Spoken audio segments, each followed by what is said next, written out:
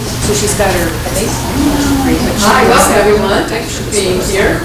I'm signing down a member of IMAC, also known as Integrated Waste Management Advisory Committee. We haven't been able to figure out a shorter name that would really represent us, so we go by IMAC. Obviously tonight we're talking about composting.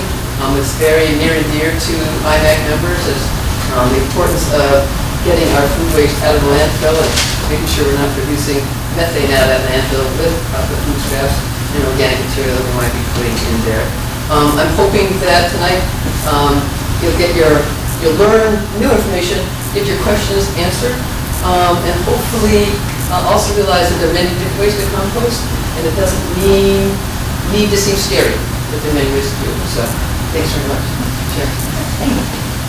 Hi everyone, I'm Cheryl Bass, I'm the library director, so welcome to our beautiful library here in Durham. First of all, we're delighted to be partnering with IMAC for this. Thank you for including us. We're so glad to be here and helping support Sustainable Durham. And this is Paige Wilson. Paige has been providing solid waste technical assistance to municipalities, nonprofits, residents, and local groups for over 6 years. Much of that assistance has focused on food waste reduction, composting, and education. As a result of working with different communities, composting has become a passion of hers.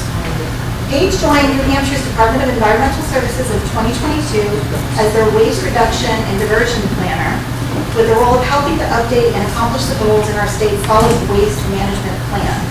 Many of the plan's actions focus on increasing our capacity to recover and divert food waste. Paige is a certified solid waste facility operator in the state of New Hampshire and is a graduate of the Maine Compost School. So without further ado, Paige Wilson. Thank you.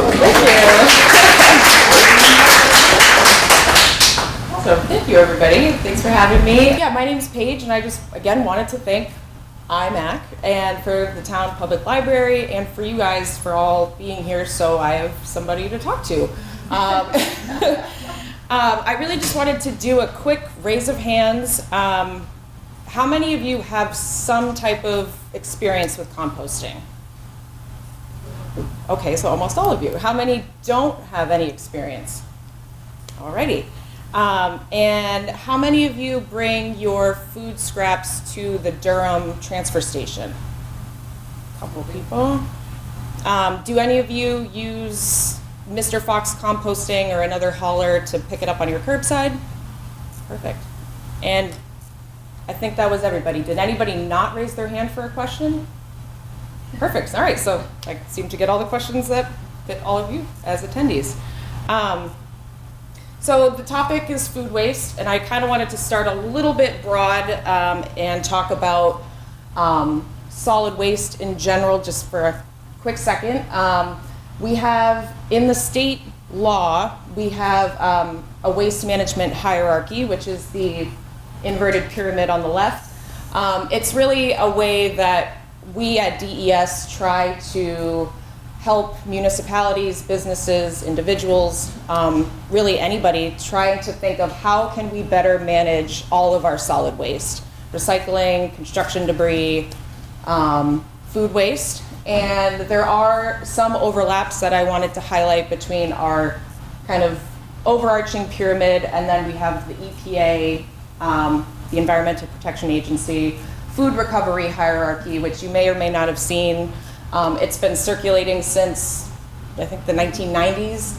So the recycling and reuse, we try to donate our excess food to feed hungry people, feed animals. We're really trying to get the nutritional uptake from our food, which is why we grow and make food in the first place.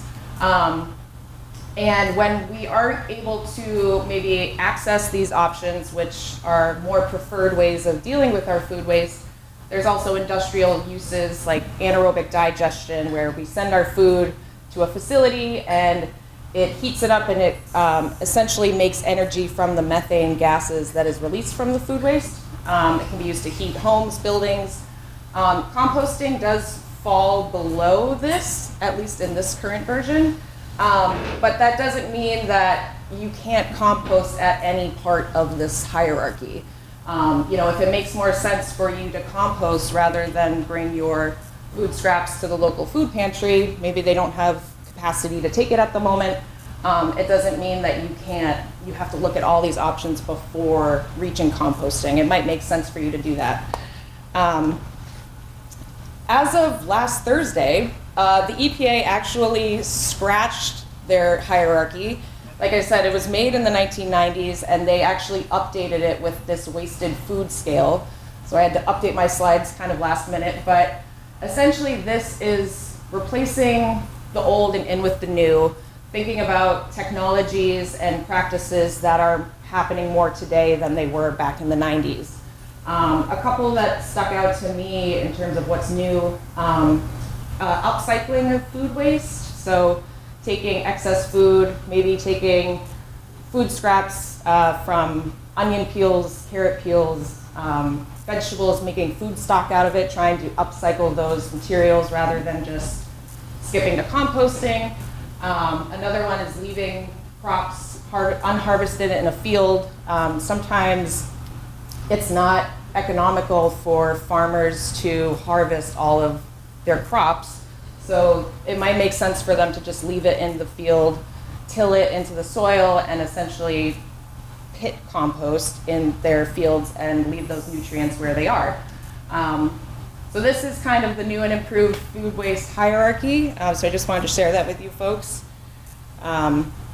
But we're here to talk about composting. There's all these awesome options, and there are more preferred ways, but the focus today is composting, and I just wanted to highlight some of the benefits of why folks might choose to compost. Whether or not you use the town trash services, or if you use a private hauler that comes to your property, removing food waste from the equation is going to help you save money, avoid costs, however you really want to phrase it. Sometimes cost savings catches a little bit more than cost avoidance. But overall, you're removing almost a quarter of your trash by, I guess I didn't touch on that in the last one, but basically a quarter of our waste stream, according to the EPA, is food waste.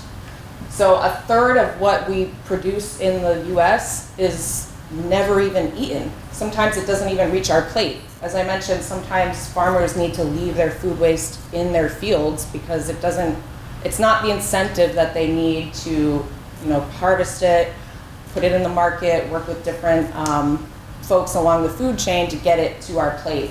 So a lot of our food waste is just put in the trash.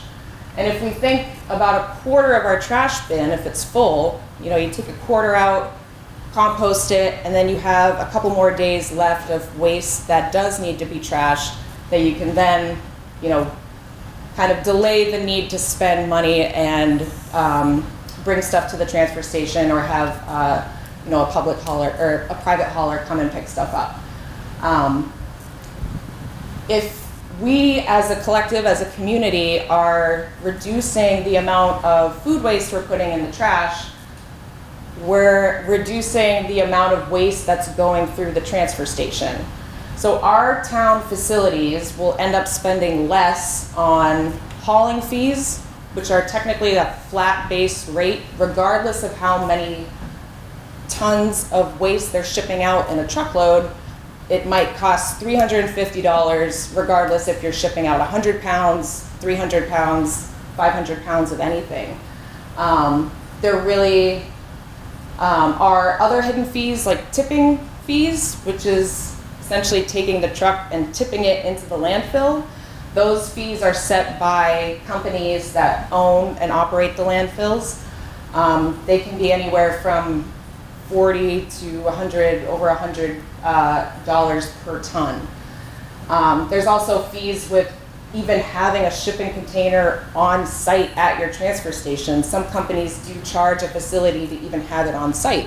So there's all of these hidden fees that are contributed to disposing of our trash. And as we as a collective can remove what's going through our transfer station, we're saving our tax dollars because they're not needing to spend as much on disposal.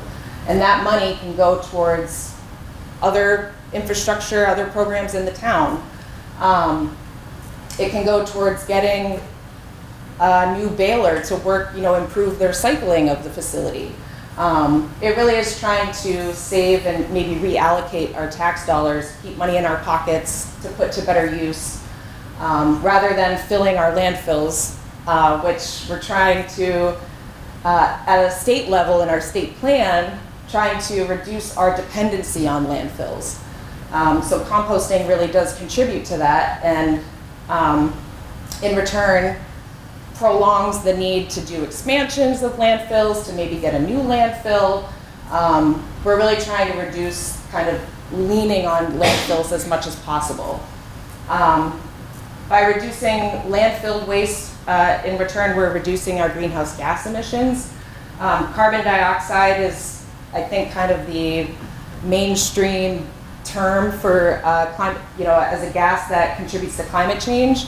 But methane gas, CH4, is actually a much more potent, much more, it holds a lot more heat and is much more concentrated in our atmosphere than carbon dioxide.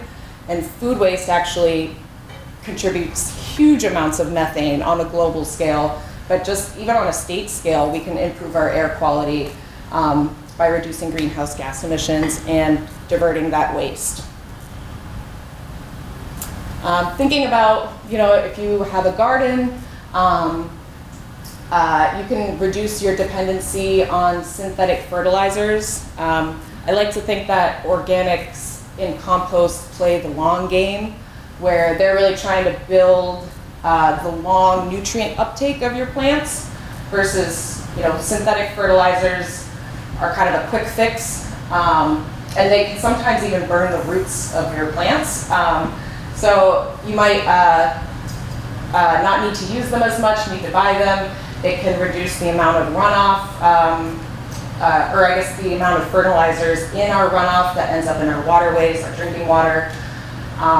Composting can help with erosion control.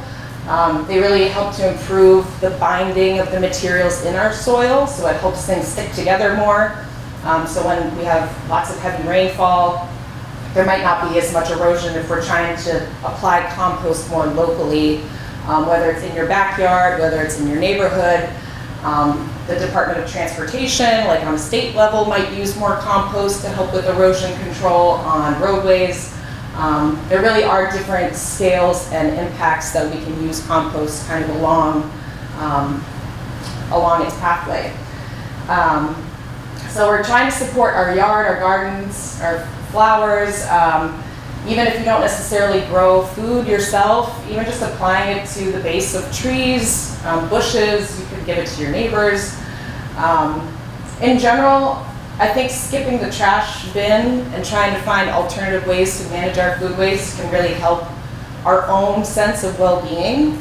And it kind of helps to reduce the guilt that some people might feel when they're throwing their food waste in the trash. I know that I personally feel a little bit better about myself if I'm like, well, I eat this, I didn't quite eat all my leftovers, my leftover salad from the restaurant I went to. At least I know that I'm going to compost it, and eventually it will help me grow my plants that I'm going to eat, in the spring, in the fall.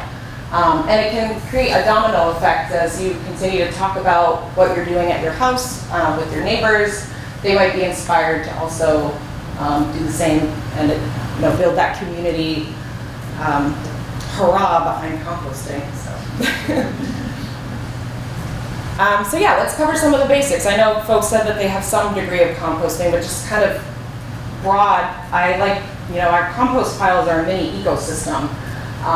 They're a food web of all of these different critters, and they all kind of lean on one another and eventually create this wonderful soil and compost that can be added and help with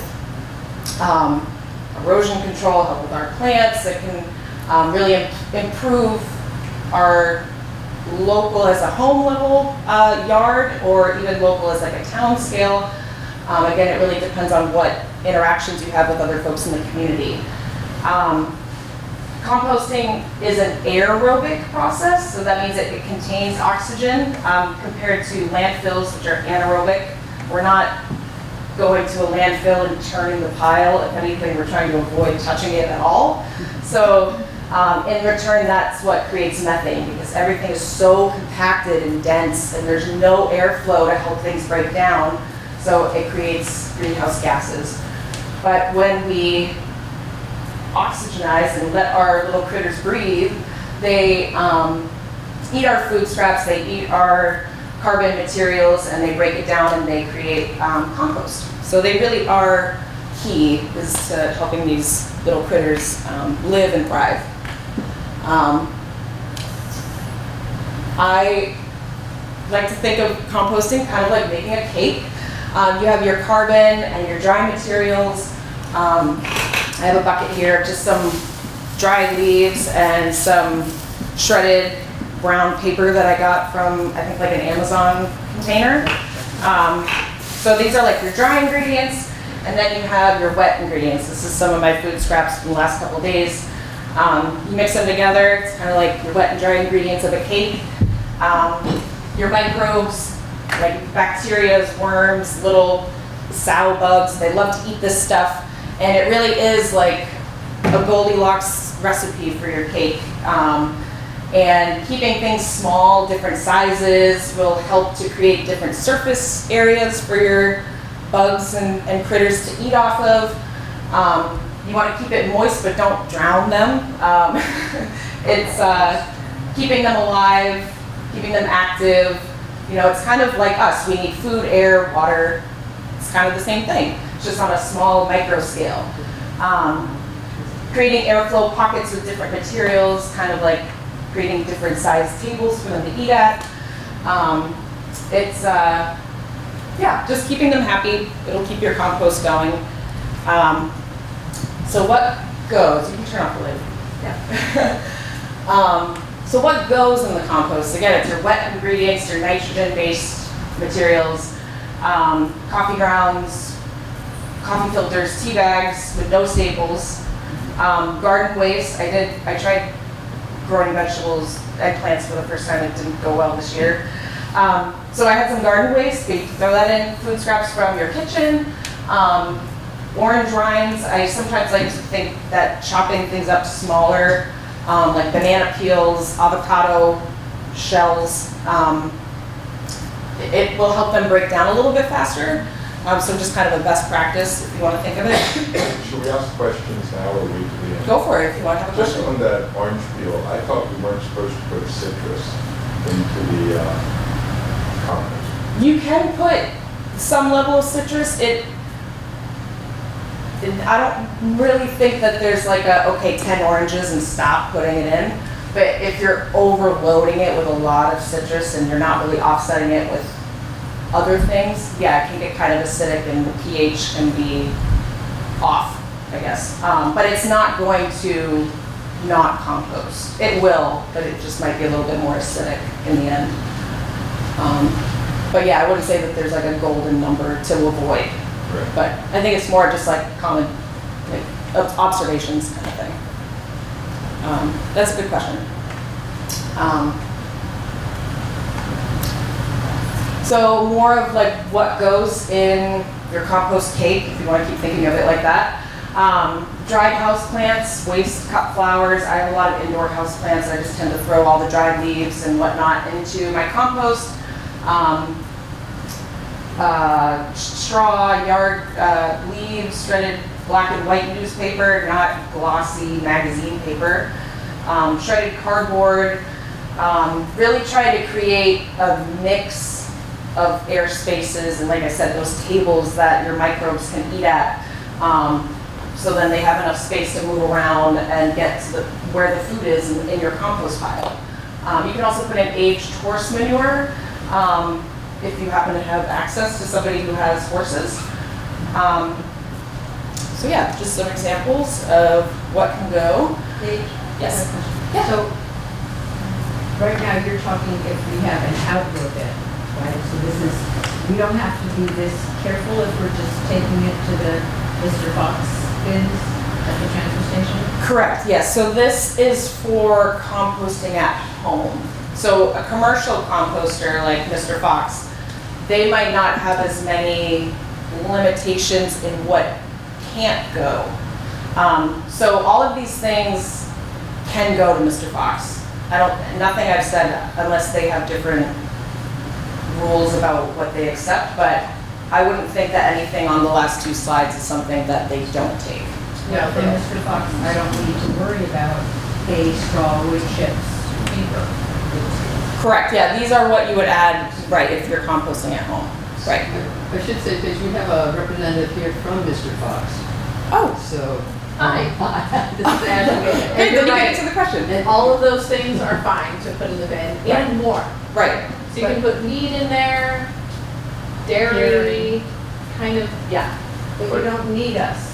You don't need to go out of your way to No. take these things and No, put them in. that's But if right. you happen to have shells and cardboard and you're like, I want to put it with Mr. Fox, then you can. Right. Can I ask a question? Yes. I had read that we were supposed to put weeds in our compost because they get more weeds. You're right. Yeah, weeds with seeds. So it's kind of, so this is like a no-go list for home composting. Mr. Fox can take meat, dairy, oils, fats,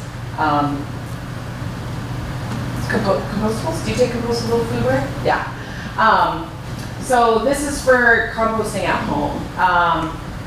There are these are things that you can either avoid entirely if you are, I know folks said that you have experience with composting, but if you're still kind of new at it, you might choose to avoid all of these things. But the ones on the far left are items that can go in your compost as long as it heats up over 131 degrees for 3 or more consecutive days. So days one after another. It can be kind of hard to reach those temperatures on a home scale just because we don't tend to generate as much food waste as a town-wide where Mr. Fox is picking up, from many households in multiple towns even. But entirely, things to just scratch off, never put them in. Treated painted wood fruit PLU stickers that you find on your produce. Cat litter, pet waste, diseased or treated plants, compostable foodware, and then dryer lint, just because there's stuff in our laundry detergent and in our clothes that ends up in our dryer lint and shouldn't go in the compost. So are there any questions, I guess, about this slide now that? Yes. I have one for Mrs. Fox. Is all of that down at the bottom allowed in? No. You don't take cat litter or pet waste, right? No, but compostable, as long as it's BPI, we try to be really good about that. Foodware, everything else is a no down there. Everything else is a no? Yeah. Okay. Yes, right. Great. You know those plastic kind of bags that they have in the supermarket, they say you can compost them, but I put it in my compost, they don't go away. Yeah, that, I should have put compostable bags and foodware here, because those, in a home system, it's similar to foodware. It won't necessarily break down as fast, or you might have to send it through many times through your home system. Yeah, they tend to gum it up and you have to peel them out all the time, so. There's also a lot of mislabeling of what is compostable versus biodegradable versus decomposition. I don't know what the word is I'm thinking of, but there's different kind of like greenwashing terms that surround compostable. Some companies put a green leaf on their products. Some just have their products the color green entirely to think, oh, this is green, it's earth friendly, I can compost this. So BPI certification is one of the top accredited, I guess, certifications that a lot of facilities are requiring to have people dispose of. So then people can dispose of their foodware, but there's a lot of new research and understanding about how companies are labeling their products, and it's confusing. So yeah, just a little side note, I guess, about compostables. But let's see. I do have a handout. The Upper Valley Regional Planning Commission. I think I missed the letter, but they work with a comic to make these handouts and little comic books about composting. So it basically just summarizes what I had on the last 2 slides. So afterwards, if folks want to grab one, feel free to take home with you. But let's get into different home systems. Just keep an eye on the time. So the next couple slides are really about different systems at different cost levels and different labor needs. You know, how often do you really need to kind of work with the system to get compost? It kind of depends on what you intend to use the compost for, how much time you might have or might not have to compost at all. It really kind of depends on you as an individual, what system you choose. But there are options where you just throw everything in a pile in the back corner of your yard, kind of forget about it. It's the toss and go, kind of mess with it when you kind of have time to, or when you feel like it, or when you remember. It's definitely a much slower process. It might take a year and a half, 2 years. It kind of really depends on how much you interact with it. Same with a pallet bin system. It doesn't need to look very pretty. If you happen to have access to bins from a grocery store that has their food come in on pallets, maybe a lumber yard or like an Ace Hardware. Sometimes businesses just give their pallets away for free because they can't use them for moving more products, mainly because of like how pallets break down, and there's like regulations around how they can and can't be reused. So there are options out there. If you don't necessarily need to buy them, but maybe you do end up buying some pallets, and this is the option that you choose. But there really is, this is like the low and slow kind of options. Another kind of low and slow option is mesh wire bins. You can either make them on your own, or you can buy one. I found this one $40 on Amazon, but they varied in cost. This was just kind of the first one that I saw. But the mesh bin does allow for a lot of airflow, which doesn't necessarily equate to odor, which I think was a kind of a misconception. And the woman who wrote this blog that I linked to talked about that, how because it was so open to the air, it actually cooled the compost down and it didn't break down as fast. So it took her about a year, 2 years to get to, June 2020 when her compost looked like this. And even then it still wasn't really done. So she said though it had a lot of space, it could hold a lot, but it might depend on the size that you make. But it was easy to manage. It just, sometimes critters can get into it. So there's pros and cons, kind of like with any of the options that I'm going to talk about. But this could be an option for you if it's appealing, or if you happen to have wire mesh at home from another project. You might have chickens, and then you just have some leftover wire, and you can try this out. And if it doesn't work, you try something else. So on the far left, we have an earth machine, which is actually the compost bin that is being raffled off. I always forget how big they are until I see one again, and I kind of like, oh my gosh, this thing is huge. But it holds 80 gallons of materials, and it fastens into the ground, and it's open on the bottom, so it allows those microbes, the bacteria, the critters to come up through the compost bin and kind of eat away at stuff. And it really allows that kind of open access to the critters that are in the ground. But as you add your food scraps and your ground materials, things break down, and you can eventually pull the finished compost out of the bottom when it's done. There's also options to build on just one or more bin systems, whether it's with pallets or pieces of wood or cinder blocks. Really, it depends on what you have access to or what your budget is. And then there's also options to make homemade compost tumblers. I will say about the vertical bins versus the horizontal ones, the vertical ones still can work, but if you think about it, after you turn it, all this material settles to the bottom, and then trying to lift it and getting it to go again, it can hurt you, honestly. I mean, it's like you can pull a muscle if you're really not doing it carefully. So that is one thing. It's an option, but I do tend to warn people that horizontal bins might be a bit of a better option. But definitely not discrediting this, just kind of a side note to this design. A couple different options with tumblers. We're getting a little bit more into the Cadillac version, I would say. But the one on the far left is a hot frog tumbler. It's not insulated, but it is dual chambered. Does anybody have like a dual chambered? Yeah? Awesome. Do you guys like it? Yeah? I would say I definitely, I tried to do a heat pile.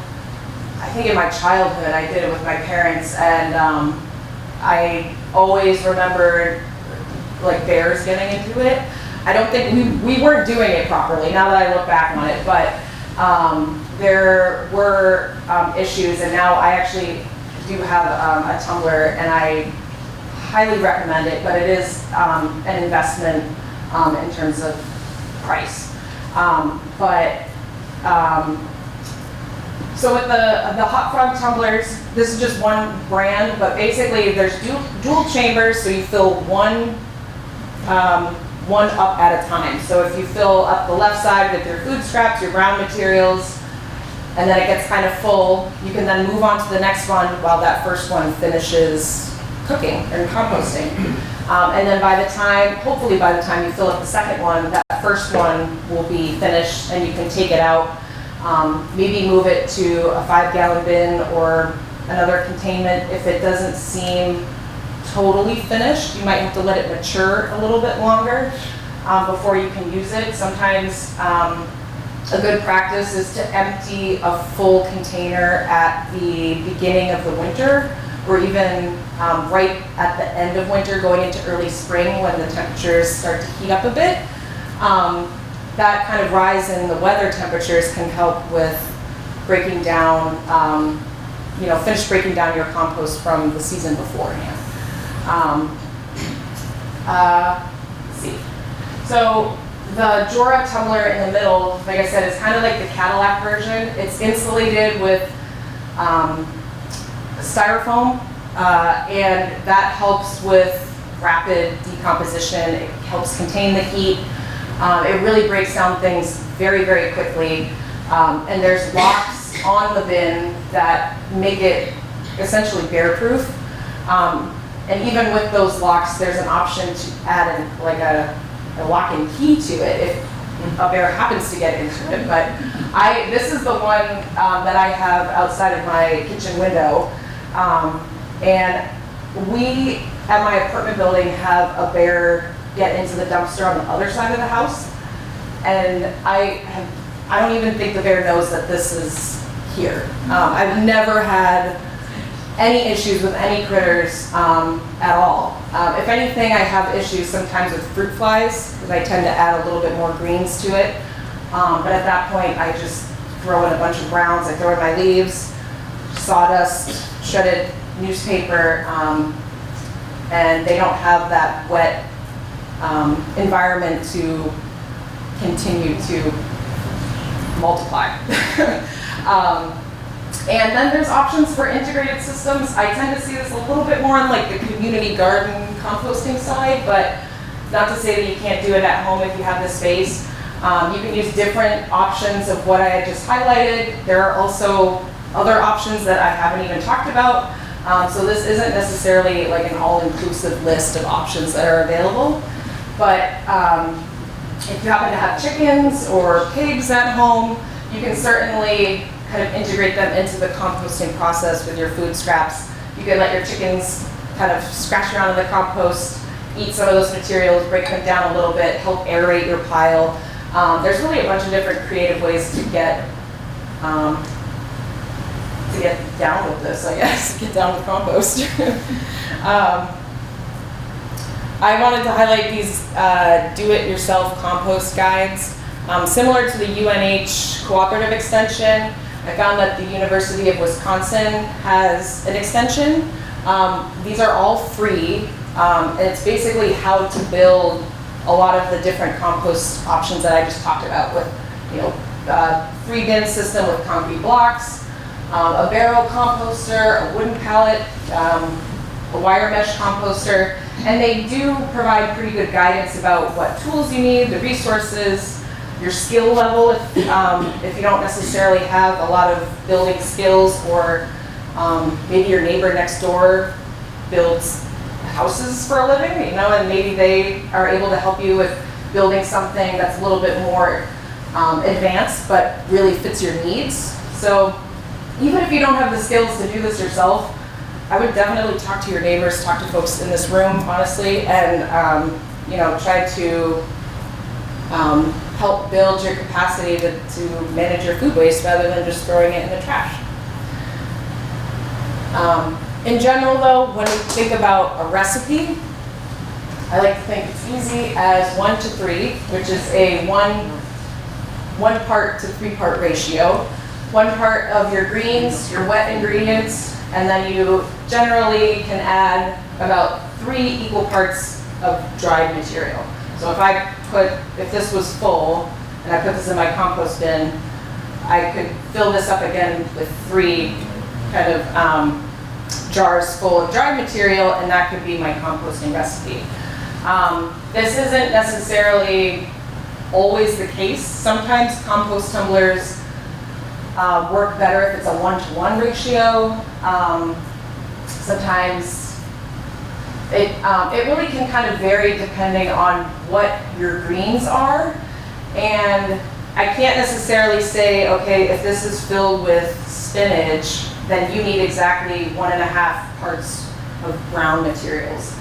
It's kind of test it and see how it goes, on your own, and kind of think of it as like a science project almost, of what works for what I have, and what do I have access to, how is it breaking down, am I turning it enough, is there a smell coming from it? The specifics of this recipe, it's a general good rule of thumb to follow, but you might find that you need more browns or less browns, if it's heating up, if it's not heating up properly. So this is just kind of an easy as 1 to 3, something that might stick with you that you can at least start with. But in general, always covering your greens with a layer of browns helps with odor control. And when you control the odor, you're controlling the potential that bears, raccoons, mice might smell your compost pile. They're really attracted to the smell. They smell food. They're like, ooh, that's a food source. But if you suppress that smell, they're really less likely to come and cause problems. So it's really good practice, regardless of the recipe, to always cover your greens to keep the odor minimum. Generally, your finished product, though, can kind of look a little bit different depending on your system. I just wanted to show a couple photos of what it could look like. This is almost finished compost in a bin system. This is from an earth machine. This was actually compost from my Jora. It was old material that I let sit for a couple seasons, and then I had just started dumping out some fresh compost.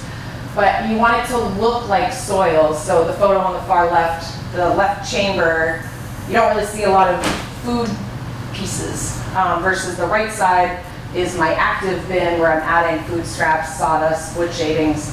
So you can really see the difference between a finished product versus an active, still needing to be composted bin or pile. A key tool that I like to point out is a compost thermometer. I think that this is probably the best, temperature is the best indicator of how your compost is doing. This is a backyard compost thermometer, I think 16 inches, but it was $20.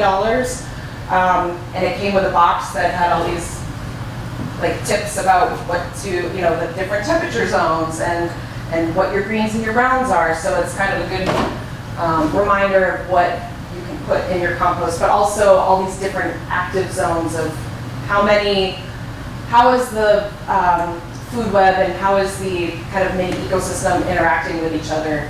Are they kind of chilling? Is it cold? Are they really active and it is breaking down your materials, or is it really hot? Which again, on a home composting scale, you might not reach this zone as often as you might think. But I do really recommend investing in a compost thermometer, just so you can kind of measure your success and how you're contributing to the compost process. Picking a best system for you, just kind of questioning how many people are going to be contributing to the system. Is it just me? Do you have a family of 4 or 5? Is it just you and a partner? Trying to get a sense of how much food waste you actually create, and then thinking about what is your budget, what do I have available for resources, do I have pallets, does my town have a discounted compost bin program, what tools do I have neighbors that might be interested in joining? It really is kind of questions to ask yourself before digging in and investing in one thing. But just some general tips, I'm just going to kind of cruise through these, but I store my food scraps in the fridge, and I find that helps with smell, but it also slows the process of them breaking down before I actually add them to my compost. I try to add it pretty consistently, just to think about trying to keep the composting process pretty steady. So if you add your food scraps on a Monday and then you really don't add it for like 2 weeks, you might notice that it's like a touch and go process. It gets kind of hot, things are really active, and then it slows down. But composting away from your trash bins, thinking about the wind, you know, maybe putting your system right along a tree line or your shed or the house, just to reduce the amount of wind that passes through and might cool down the pile, slow things down. There really are a lot of tips and tricks, but I guess any questions before I start diving into like really, okay, great. So, how about pine needles? I didn't see them on your list. Is it better to not put too many in them because they're acidic? Yeah, it's kind of like, I would actually say I think that pine needles, you'll find that they really don't break down at all. I've worked with some summer camps, and they thought pine needles would be a good source, and they gummed up the system. They had to pull them all out. They did use a lot, so it kind of is like the orange peel question, where it's like you can use them in moderation, but if you find that they're really not breaking down, you might just want to stop putting them in. So I have leaves that have some pine needles in them, so I guess that's probably all right. Yeah, you don't need to pull them out. I think there's a couple pine needles in here anyway, but as long as it's not a bucket full of pine needles. Sure, it's not. What about wood ash? Yeah, you can use wood ash, again, kind of in moderation. It can actually help with suppressing the smell, but it does shift the pH levels. I don't know as to like what degree, but I think using it, I'm trying to remember the paper I read, but I would say use that more sparingly than pine needles than orange peels. So maybe to bring it to the transfer station if you guys have an household ash place. No? Okay. No, I can explain why. The reason we can't take household ash is because the town can't be sure what's in the ash, and so it can't pass the testing. The ash has to pass before it can, go its next step. Be considered as safe to use. Gotcha. As compost certified. Right. Okay. It's just because they don't know what actually came out of it. Right. It could be treated wood, it could be pellets, anything. Yeah, some people might think it's kind of gross to have food waste in the refrigerator jar. I mean, I would. So, but you can get like just a white, container. Yep. Keep it under the sink. Yep. And it has a like a filter on it, and it doesn't smell or anything. You can use it forever. Oh, yeah, definitely. And I think it's better to compost dry, because it's more than if it's in the refrigerator. Yeah, no, that is a good point, yeah. I guess my access level, I had access to this jar, and I was like, that works for me. But, yeah, but yeah, there's, you can even, some people keep it on their countertop, as long as it's like airtight and it's sealed. Then that, yeah, whether or not you store it on the counter in the fridge. It's just me in my apartment, so I'm the only one looking at it, and I'm like, well, I know what I'm gonna do with it eventually, so. I'm a little bit over that X factor, but I definitely understand. When I have people come watch my cat, I'm like, don't look at my compost jar in the fridge. I heard of people who actually keep their compost in their freezer. Yeah. Because Yes. they are gonna bring it to Mr. Fox. Yep. So that's definitely gonna keep out the odors. Yeah. Did you have a question in the back? I did, but it was about wood ash. So Oh, okay, gotcha. What is that? A comment that I take mine to the transfer station, and so if there's a lot of moisture in it, the bag falls apart. So I put mine in a colander, which I put in a plate of bowl, and I do keep it in the fridge because I don't want food flies. Right, right. Yeah, I know some people who do use like a drop-off program or Mr. Fox or another hauler that they keep some sawdust kind of with their food scraps to add to it to help absorb that moisture. But honestly, whatever works for you. If you do or don't have sawdust, I don't have it easily available, but that could also be another opportunity for keeping the bag intact, I guess, and not degrading from all the moisture. So, anything else? Have you ever used compost starter? I haven't, but I passed by it, at the hardware store, and I'm like, I kind of want to try it. But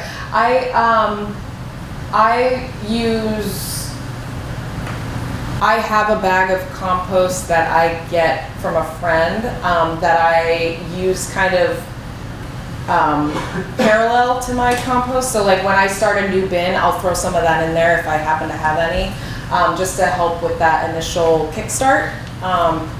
But I haven't used like a compost starter specifically. So what is the difference? Do you know? Well, I just put it in there, it seems Yeah. to speed it up a bit. Yeah. Do you happen to know? But I wonder, I don't know what it's No really. idea. Or like I'm just curious, like I said, I've never used it, so I don't know what the difference is between that versus like regular compost.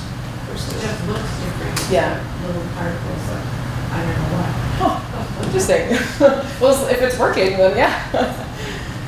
How do you go about putting lime in to break down the acidity, to offset the acidity? I haven't had a lot of experience with it, but I heard people have used it. I don't know if it's what the concentrations should be used for different like scales. So I really don't have a strong enough opinion, I guess. Do you use it? Lime? Yeah. On our grass, that's so acidic. Gotcha. Okay. Yeah, that's something I had been meaning actually to look at. Write down compost starter too. Anybody else have any questions? No? Okay, sweet. I'm just going to run through like town program options about what are other communities doing essentially, and what are the options available to them. So in our composting rules that DES writes, there is an option to do food scrap collection, which is what Durham does at the transfer station. They ask their residents to separate food scraps, and then it's picked up by a hauler, like Mr. Fox. The town of Bedford, Bow, Hopkinton, New London, Peterborough are just a couple of towns that do this as well. I have found that a lot of towns tend to gravitate towards this option because technically they're already managing food scraps as trash. So the difference is that they're managing it in a separate bin. And it's not necessarily as labor intensive as on-site composting, which a couple towns have picked up. But both of these options or both of the towns and the other towns that do it have all started small. And that really is the key to the longevity, the success, the sustainability of a program is to start small and then kind of work through the kinks in it and kind of work those out and get things to be as smooth as possible before expanding it and opening it up to the whole town. The city of Lebanon actually now offers their composting program to, I think, 22 towns in their district, and they're a mix between New Hampshire and Vermont towns, but it's essentially all of the municipalities that use their public landfill. So they've really expanded. I think they're one of the bigger on-site composting operations in the state. But there are also other options for in-town. As a non-traditional solid waste facility, some food co-ops offer drop-off locations where people can bring their food scraps. Concord has Renewal Compost pick up their food scraps, and then the Monadnock Food Co-op uses Elm City Compost in Keene. There's also options with community gardens. Barns can sometimes offer composting or food scraps, like a drop-off option to their residents. I noted schools and summer camps, but I put a star next to it because they're not necessarily always open up to the whole community. But it's a subset of your town that's working to divert food scraps. So they're definitely not.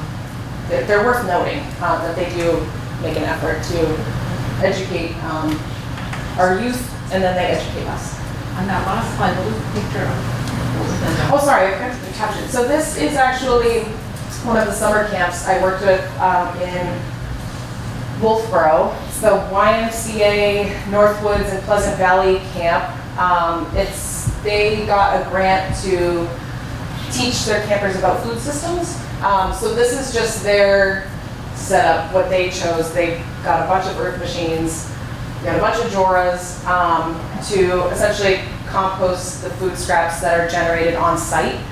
And then they have the kids use it and kind of watch it go through this process. And then they take the compost, they put it back onto their raised garden beds that grows food for camp meals. This, I will say, is sustainable up until a point. Obviously, you don't want 100 Joras and 50 earth machine bins, but this was just one way that they decided to go about it. It was a little bit easier for them to manage and to keep track of the different chambers and how things are moving along. But again, kind of up until a point, is it really kind of feasible? But this is more like a community composting scale. So on the state side, we updated our state solid waste management plan back in October of 2022. A lot of the actions in the plan deal with diverting and reducing food waste.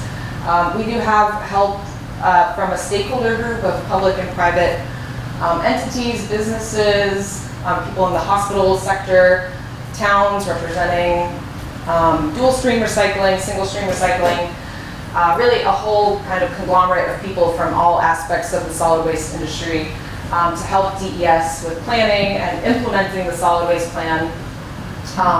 One of the bigger successes was the fact that the chair of the solid waste working group, her name is Representative Karen Ebel, she sponsored a bill to establish a food waste disposal ban that passed and will go into effect in February 2025. But it's really just focusing on the large generators, universities, big hospitals, grocery stores.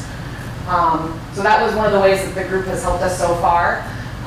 Representative Ebel also sponsored a bill that got us money to establish a grant program to help with food waste initiatives, but also to help municipalities with purchasing equipment. It can also be used to help the private sector We haven't built this grant program yet. We have the money, but we need to now write the rules that will put boundaries around the grant program. But half of the money in this bill will go towards food waste projects. That was kind of a component. So these two, in a way, kind of relied on each other.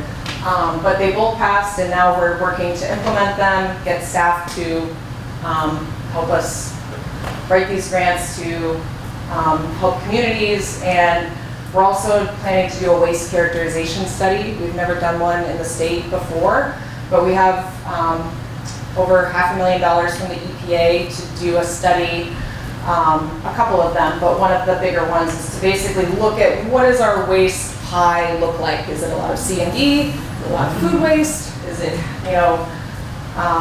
recyclables? And from the results of that study, we're hoping to then focus on different waste streams like food waste, recyclables, that we can then work as a state to divert and support with these grants. So it really is like a lot of leaning circles in this one slide of how these all kind of support one another.